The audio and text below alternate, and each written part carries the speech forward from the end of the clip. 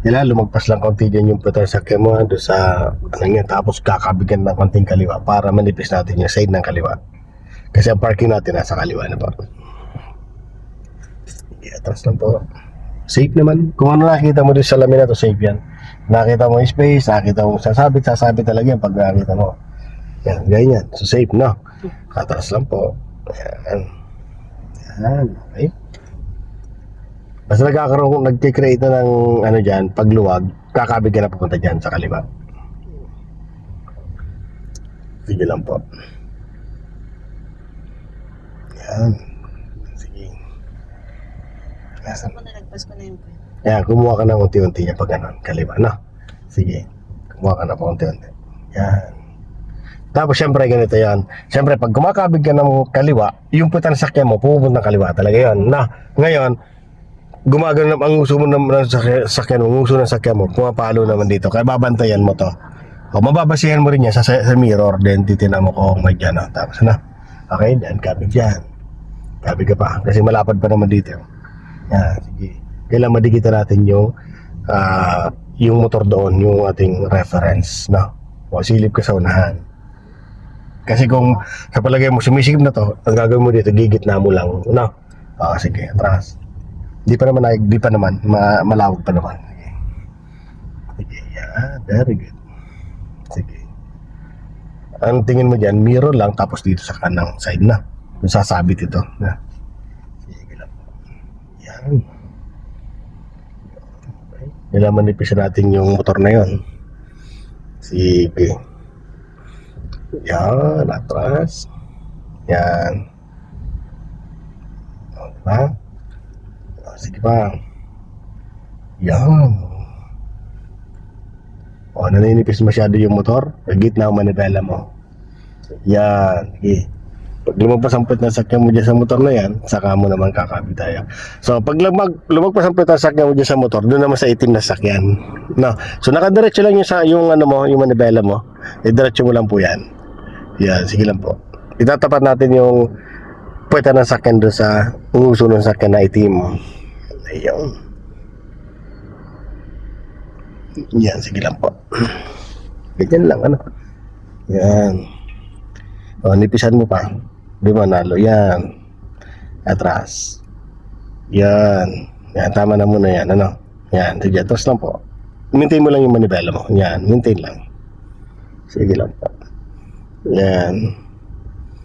Malayo pa yan, o. Sige, kumabig ka po ulit. Yan, atras. Tama na muna yan. Sige. Yan. Kabig pa ulit dyan. Sige, kumabig ka pa.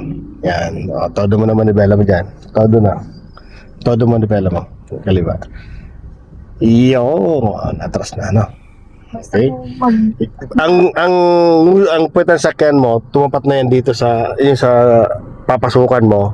Pasok na po yan. Ano? Tapos lalo na pumasok na yung gulong mo dun sa side ng sakyan na yon, hindi na sasabit po yan. No? Yan, sige. Yan, no? Naluwag pa nga eh. Dapat yan, mas manipis pa dyan eh. No? Ito naman, pag maluwag yan, ma'am, dito sa kanan katiningin, yung van, pwede mong abutan. No?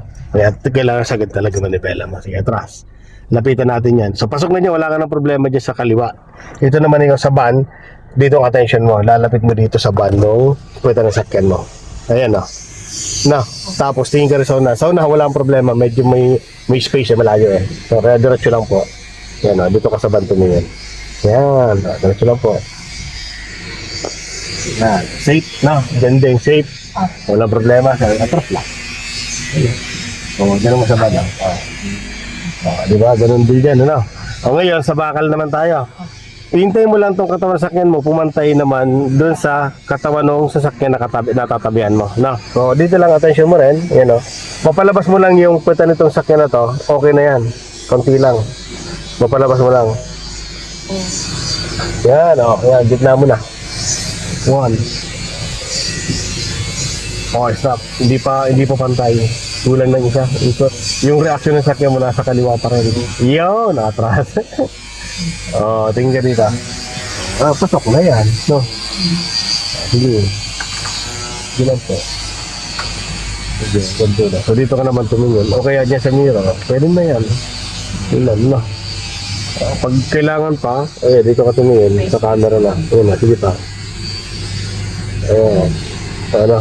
So palatandaan, maglagay ka ng palatandaan either dyan sa bakal na yan kung nakalalagpas ba. Bakit lalagpas ang ano mo dyan kasi pag binuksan mo yung pinto, pwedeng tumama sa bakal. Sige nga, try mo buksan yung pinto mo. Oh, hindi na. So pwede na yan. No, wag lang babangga yung ano mo.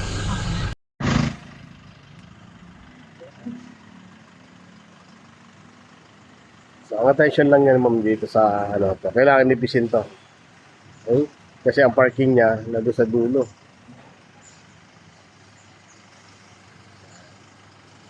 Napansin mo nasikip? Lagyan mo yung space. Atras. Para kung nakikita mo pasikip, sisikip talaga yan. Sige, bigyan mo yung space. Yan. Bigyan mo pa. Pag na-atras ka, maglagay ka ng konting space lang. Masikip pa rin yan. Konting space pa. Yan, okay na yan. Yan. Papansin mo dito medyo maluwag. Dito medyo masikip kasi kailangan namin pinahin to kasi magpapark siya pag gano'n dito sa bandang kanan. Ay, kaliwa. Ayan. Okay. Kumabig ka na konti ng kaliwa, ano? Sige lang, hindi na sasabit yan. Konti lang kaliwa. Ayan. Sige. Doon ka sa dulo tumingin, ha? Ayan, sa motor na. Gitna mo naman ni pela mo. Okay. Yun, diretso lang. Paglagpas na yung puweta sa sakyan mo doon sa kanto, kumabig ka ng kaliwa. Na, nabigyan mo na. Nipisin mo na yung motor. Kumabig ka na, ma'am. Para hindi ka lumayo. Yes. Okay. Up. Go.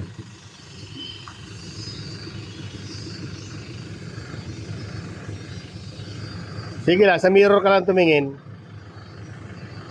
Sige. Nipisin mo lang yan.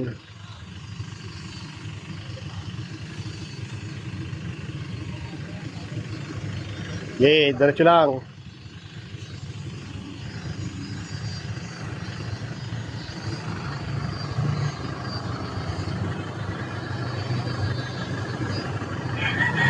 Manipis ka masyado sa motor.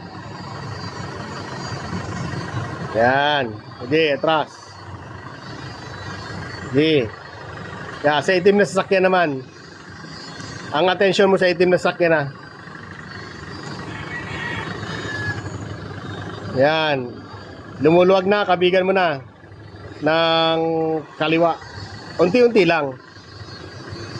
Kasi pwede sumobra ka dyan. Yan. Stop mo na yung manibela mo, ha. Diretso lang.